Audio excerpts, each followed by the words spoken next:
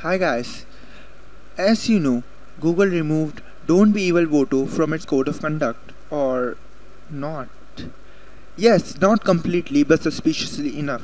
Don't Be Evil has been part of the company's corporate code of conduct since 2000. The phrase has been deeply incorporated into Google's company culture so much so that a version of the phrase has served as a Wi-Fi password on the shuttle that Google uses to ferry its employees to its Mountain View headquarters. Now there is a picture of the older conduct that says don't be evil. Google generally apply those words to be to how we serve our users.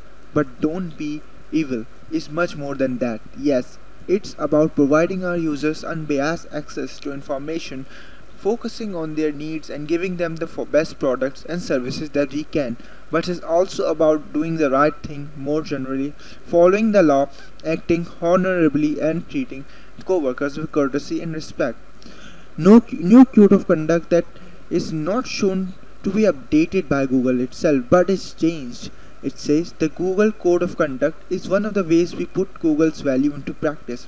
It's built around the recognition that everything we do in connection with our work of Google will be and should be measured against the highest possible standards of ethical business conduct.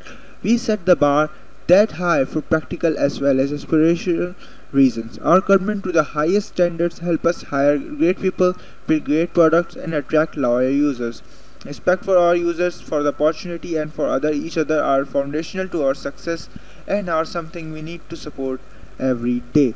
The final law of the document is still, and remember, don't be evil. And if you see something that you think isn't right, speak up.